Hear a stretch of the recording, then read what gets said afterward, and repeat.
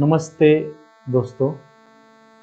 मैं डॉक्टर महेश रामचंद्र बनकर, रयत शिक्षण संस्था का दहिवड़ी कॉलेज दहिवड़ी असिस्टेंट प्राध्यापक हिंदी विभाग, शिवाजी विश्वविद्यालय द्वारा आयोजित नए पाठ्यक्रम में सीबीसीएस एवं एनएपी द्वारा जो पाठ्यक्रम चुना गया है, इस पाठ्यक्रम में व्यंग्य विधा भगत की गद्य हरिशंकर परसाई द्वारा लिखित यह पाठ हम देखेंगे।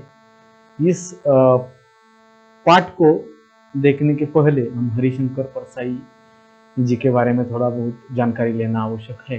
तो हरिशंकर परसाई जी का जन्म 25 अगस्त 1924 में हुआ है और उनका मृत्यु 10 अगस्त 1995 में हुई है। हरिशंकर परसाई जी कथा, नाटक, उपन्यास, व्यंग्य के साथ साथ कविता लेखन, रेखाचित्र, संस्मरण, डायरी आदि सभी विधाओं में उन्होंने अपना लेखन किया है। साथ ही साथ उन्होंने अपनी व्यंग्यात्मक शैली को बहुत ही अच्छा रूप दिया है। यह भगत की गद्य एक हास्य व्यंग्यात्मक रचना है, जिसमें भगत लोग किस प्रकार ढोंगी होते हैं, पाखंडी होते हैं, झूठे चापलूसी होते हैं, ये बात उन्होंने इस भगत के व्यक्तित्व को देखकर हमें मिलती है। इससे पहले हम उसके उद्देश्य को देखने की कोशिश करते हैं कि हरिशंकर परसाई के व्यंग्यात्मक साहित्य को छात्र पढ़ेंगे, उसके साथ साथ भगत की गद्य की कथा वस्तु उन्हें मालूम होगी। भगत जी के पाखंड, झूठापन को वो समझ सकेंगे, उसकी चारित्र्यगत विशेषताओं को देख पाएंगे। प्रस्तुत व्यंग्य विधा से उचित बोध वह ग्रहण करेंगे, साथ ही साथ जीवन के नैतिक मूल्यों को वह देख सकेंगे। इस प्रकार के उद्देश्य वह उसमें सफल होंगे। इस पाठ की प्रस्तावना अगर हम करते हैं तो हमने पहले बताया है कि भगत की गद्य यह हास्य व्यंग्यात्मक रचना है और इस रचना में हरिशंकर परसाई जी ने भगत की बात बताई है, यानी भगत किस प्रकार लोगों को फंसाने का काम करता था, किस प्रकार ढोंगी था, ये बात यह दिखाई देती है।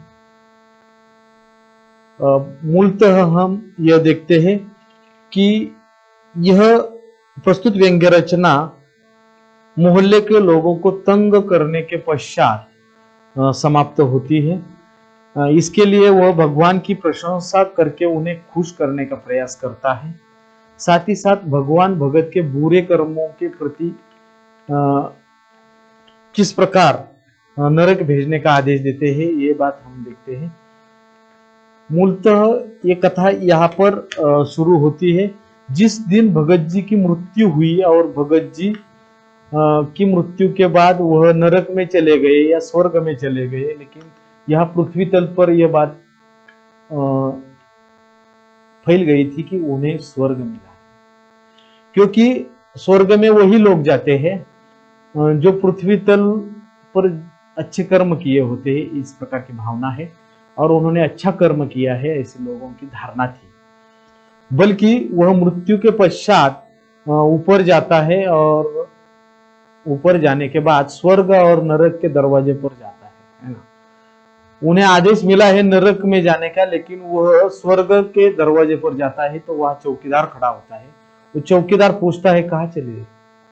वो कहता है आज तक मुझे किसी ने भी टिकट नहीं मांगा है। मैं रेलवे में जाता था, बस में जाता था, जहां कहीं प्रवास करता था, वह यात्रा करता था, वो मुझे यात्रा उसी प्रकार की थी जहां मुझे बिना एक रुपया भी मुझसे नहीं लिया जाता था। तो इस प्रकार की मेरी कथा थी और आप इस प्रकार मुझे टिकट मांग रहे हैं। तो वो चौकीदार हड़बड़ा कर चौंक जाता है और कहता है कि मुझे मालूम नहीं, लेकिन भगवान ने जिस प्रकार हमें आदेश दिया है उस आदेश का पालन करना हमारा काम है। तो वो भगवान के पास उसे भेजता है, भगवान के पास जाता है। भगवान के पास जाने के बाद भगवान से पूछता है कि साहब या हे ईश्वर, हे परमेश्वर, हे परमात्मा, मुझे आपने किस प्रकार बुलाया है और मैंने यहाँ नीचे पृथ्वी तल पर जो भी कार्य किए हैं वो सही कार्य किए हैं। मुझे आपको पता है कि मैं आपका नाम लेने के बगैर सोता नहीं था और आगे भी नहीं जाता था, इस प्रकार मेरी बात थी। और इतना मैंने अच्छा काम करते हुए भी आप मुझे नरक भेज रहे हैं।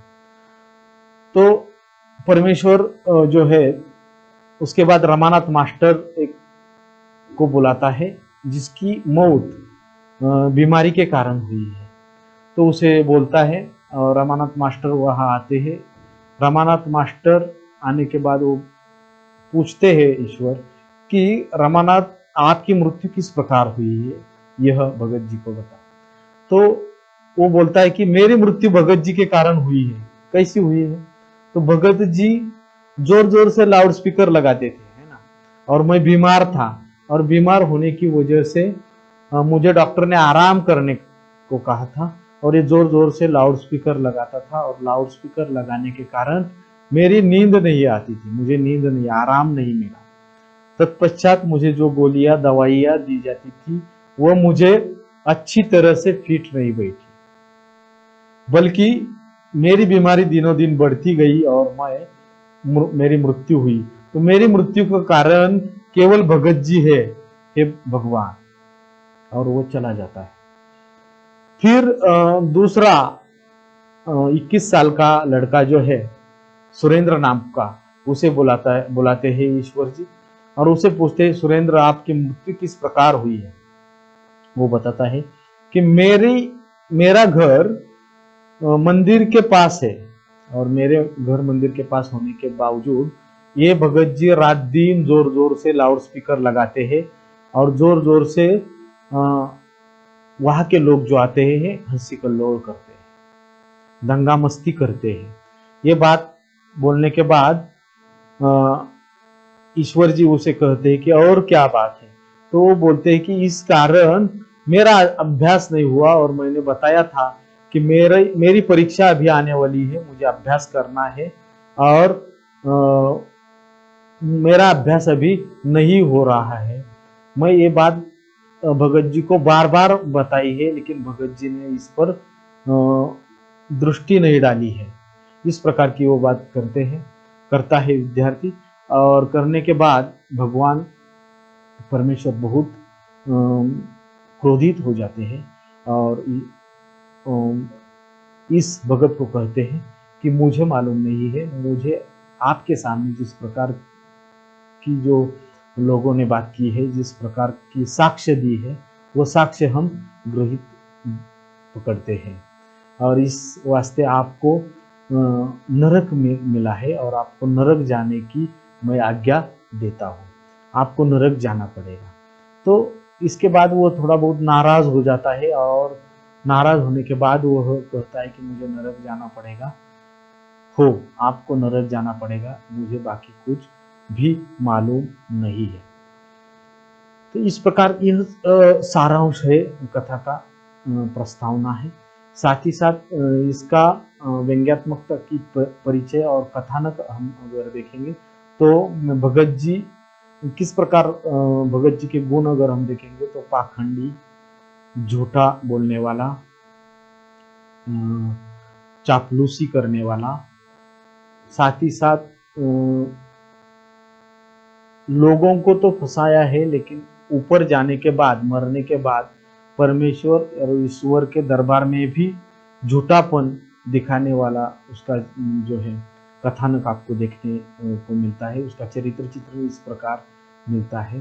तो भगत जी की कथा इस प्रकार व्यंग्यात्मक, हास्य व्यंग्यात्मक बताई है कि उन्होंने किस प्रकार लोगों को केवल फंसाने का काम किया है, केवल लोगों को झूठेपन से डरावने का काम उन्होंने किया है।